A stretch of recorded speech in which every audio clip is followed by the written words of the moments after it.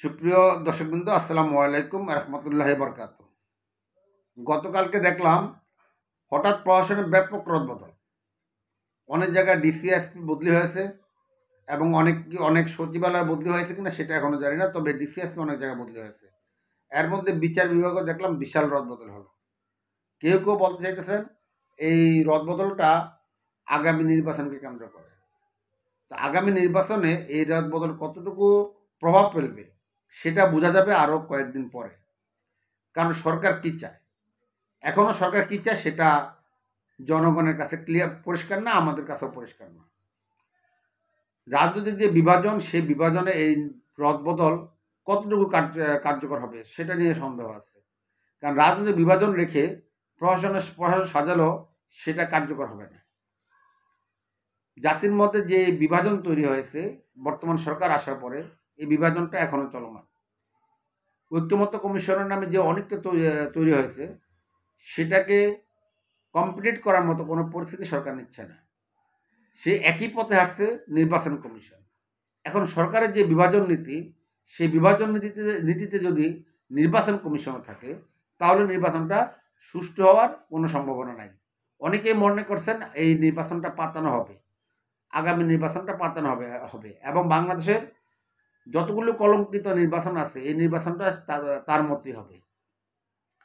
কারণ মাত্র দুইটা দলকে মাঠে দেখা যাচ্ছে, একটা বিএনপি আর একটা জামাত। এবং বিএনপি এবং জামাত এই দুইটা দল দীর্ঘদিন যাবৎ জোটবদ্ধ ছিল। শুধু এই নির্বাচনকে কেন্দ্র করে তাদের কিছু আলাদা অবস্থান দেখা যাচ্ছে, সেটাকে অনেকেই মেকি মনে করছে। কারণ আগামী নির্বাচনে যদি বিএনপি ক্ষমতা আসে তাহলে প্রধান বিরোধী দল হবে জামাত। এখন জামাতকে যদি গৃহপালিত বিরোধী দল বলা হয় তাহলে সেটাকে জামাত হজম করতে হবে। যাতে এই কথাটা শুনতে না হয় সেই জন্য তারা কৌশলে একটা খেলা খেলছে যাতে জামাতকে গৃহপালিত বিরোধী দল বলা না যায়।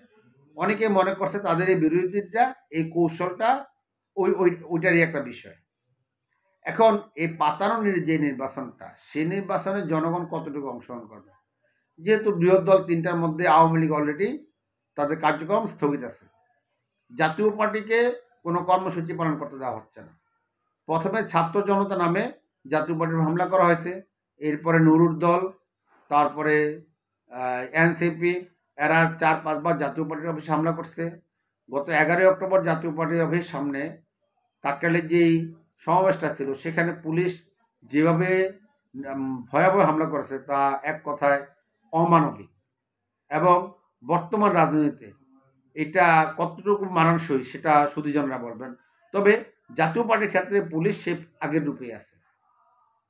এছাড়া দিনাজপুর, কেরানীগঞ্জ সহ কয়েকটা জায়গায় জাতীয় পার্টির মহাসচিব কর্মসূচি করতে গিয়েছেন, কিন্তু কর্মসূচি পুলিশ করতে দেয় নাই। এবং ময়মনসিংহের কর্মসূচি জাতীয় পার্টির বন্ধ করে দেওয়া হয়েছে। এমত অবস্থায় এই নির্বাচনটা সুষ্ঠু হবে কিনা সেটা নিয়ে সন্দেহান আছে। যে পরিবর্তিত পরিস্থিতি কী হবে জানি না। কমনওয়েলথ মহাসচিব বাংলাদেশে এসেছেন, উনি অনেক রাজনৈতিক দলের সাথে কথা বলেছেন, বিভিন্ন জনের সাথে কথা বলেছেন এবং আমি যতটুকু জানি কমনওয়েলথ মহাসচিব ওনার ফেসবুকে অংশগ্রহণমূলক এবং একটি নিরপেক্ষ সুষ্ঠু নির্বাচনের কথা বলেছেন। কিন্তু দেশে কি অংশগ্রহণমূলক নির্বাচনের কোনো পরিবেশ আছে?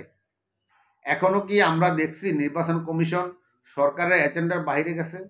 সরকার যে বিভাজন নীতি সেখানেই আছে নির্বাচন কমিশন।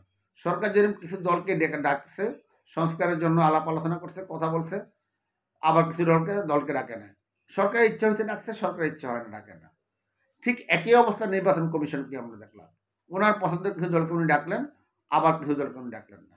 তাহলে এই যে নির্বাচন কমিশনও সরকারের পথে হাঁটছে। যতই বলা হোক নির্বাচন কমিশন স্বচ্ছ, স্বাধীন, নিরপেক্ষ এবং সরকারের কোনো সিদ্ধান্ত নির্বাচন কমিশন মানতে বাধ্য না। কিন্তু আমরা দেখছি সরকার বাধ্য করছে কিনা জানি না, তবে নির্বাচন কমিশন আগে থেকেই মনে হয় বিভাজনটা তৈরি করছে। আমি গত কয়েকদিন আগে জাতীয় পার্টি নিয়ে একটা পোস্ট করছিলাম, সেখানে অনেকেই কমেন্টসে উল্লেখ করছে আগামী নির্বাচনটা পাতানো হতে পারে। এই পাতানো নির্বাচনে জাতীয় পার্টির অংশগ্রহণ করাটা সঠিক হবে না। কারণ এর আগে জাতীয় পার্টির পরিস্থিতিগত কারণে 24-এর নির্বাচনে অংশগ্রহণ করতে হয়েছে, যার দায় জাতীয় পার্টিকে এখন নিতে হচ্ছে এবং জনমনে প্রশ্ন আসছে যদিও নির্বাচনে অংশগ্রহণ করাটা কোনো দোষণীয় বিষয় না, কিন্তু এখানে একটা পাবলিক পারসেপশনের বিষয় আছে, যেখানে পাবলিক অধিকাংশ পাবলিক যেই নির্বাচনটা চায় না, যে নির্বাচনটাতে অংশগ্রহণ করে না, সেই নির্বাচনে গেলে পাবলিক সেটা ভালোভাবে নেয় না। যে 24-এর ওই ঘটনার কারণে জাতীয় পার্টিকে এখন ওই দায়টা দিতে হচ্ছে। আজকেও সে একই পথে আমার মনে হচ্ছে, কারণ এই নির্বাচনটা পাবলিক পারসেপশন কত আছে। এই কারণে বলছি, যদি আওয়ামী লীগ নির্বাচনে না আসে, এখন ধরাই যায় আওয়ামী লীগ যদি না, আওয়ামী লীগ নির্বাচনে আসছে না, কারণ আসার কোনো সুযোগ আওয়ামী লীগে দেওয়া হচ্ছে না এবং দেওয়া হবে বলেও মনে হচ্ছে না। আন্তর্জাতিক সংস্থাগুলো বললেও সেটা হচ্ছে না। তো সেক্ষেত্রে আওয়ামী লীগের যে বিশাল একটা ভোট আছে, এটা বিভিন্ন সময় সব আসনের প্রায় 40%-এর উপরে আওয়ামী লীগের ভোট।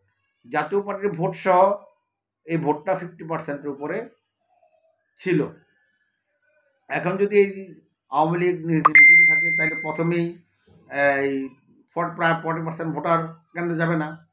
যদি এই সেখানে জাতীয় পার্টিকে নির্বাচনে সমান স্পেস দেওয়া না হয়, জাতীয় পার্টি যদি নির্বাচন না যায়, তাহলে সেখানে এটা 50%-এর উপরে চলে যায়। তাহলে অধিকাংশ জনগণের যে নির্বাচনে পারসেপশন নাই এবং পার্টিসিপেশন নাই, সেই নির্বাচনে যাওয়াটা কতটুকু যুক্তিযুক্ত হবে, অথবা অতীতের মতো জাতীয় পার্টি আবারও বিপদে পড়বে কিনা। কিন্তু সমস্যা হলো জাতীয় পার্টিতে ঘরের শত্রু বিভীষণ। ওই যে বলছি না, 2024-এর নির্বাচনের আগে জিএম কাদের নির্বাচন যাওয়ার কোনো ইচ্ছা ছিল না এবং নির্বাচন যেতে চাননি। কিন্তু শেখ হাসিনা জাতীয় পার্টিতে একটা উপগ্রুপ, দালাল গ্রুপ তৈরি করেছে। সেক্ষেত্রে জিএম কাদের যদি 24-এর নির্বাচনে না যেতেন, তাহলে দলের নিবন্ধন এবং মার্কা দুটোই ওনাকে হারাতে হতো। সেই ক্ষেত্রে পরিস্থিতির কারণেই উনি মূলত 24-এর নির্বাচনে গেছেন। এখন আমরা একই অবস্থা দেখছি এই নির্বাচনে। এখন জিএম কাদের এবং জাতীয় পার্টির যে মহাসচিব ব্যারিস্টার শামীম হায়দার পাটোয়ারি বলছেন, হয়তো এই ধরনের পাতানো নির্বাচনে জাতীয় পার্টি নাও যেতে পারে। কিন্তু সমস্যা ঘরের শত্রু বিভীষণ। এখন আবার আরেকটা দালাল গ্রুপ এই সরকার তৈরি করছে, তৈরি করছে যারা নিজেদেরকে জাতীয় পার্টি দাবি করে। আগে ছিল শেখ হাসিনা এবং রওশন গ্রুপ, এখন হচ্ছে এটা আনিস রুহুল আমিন গ্রুপ। এখন জাতীয় পার্টি যদি নির্বাচনে না যায়, জিএম কাদের যদি নির্বাচনে না যায়, তাহলে এই দালাল গ্রুপে নাঙ্গল এবং জাতীয় পার্টির নিবন্ধনটা সরকার দিয়ে দেওয়ার একটা চেষ্টা করবে। এবং এটা কিছু ক্ষেত্রে আমরা শুনতেছি একটা বড় দলের ইন্ধন এখানে আছে। তবুও এই পাতানো নির্বাচনটা কি আসলে শেষ পর্যন্ত টিকবে? আর যদি শেখ হাসিনা নির্বাচনটা মাত্র 7 মাস টিকতে না পারে, এই নির্বাচনটা কতদিন টিকবে? তাহলে দেশে কি স্থিতিশীলতা ফিরে আসবে? যাই হোক, দেশের ভবিষ্যৎ পরিস্থিতি আসলে আমরা জানি না। আগামী নির্বাচনটা কতটুকু সুষ্ঠু হবে সেটা আমরা এখনও জানি না। সরকার বাহাদুর কী সিদ্ধান্ত নেবেন সেটা আমরা এখনও দেখি না, কারণ জাতির কাছে সরকার বাহাদুর কোনো কিছু স্পষ্ট করছেন না এবং সরকার বাহাদুরের অনেক কথাই অনেকে বুঝতে পারছেন না। অনেকেই বলছেন ওনার পুরো মুখটাই একটা মুখোশ এবং এই মুখোশটা অনেকেই বুঝতে পারছেন না। তবে শেখ হাসিনা মনে হয় ওনার মুখোশটা কিছুটা বুঝতে পেরেছিলেন, আর সেজন্য ওনাকে অনেক কাঠখড় পোড়াতে হয়েছে। আজকে এই মুখোশের আড়ালে উনি আসলে কী চাচ্ছেন? আমরা যতটুকু দেখছি, উনি মূলত একাত্তরের একাত্তর বিরোধী, স্বাধীনতা বিরোধী যে শক্তিটা, ওই শক্তিটাকে প্রতিষ্ঠিত করার একটা চেষ্টা করছে।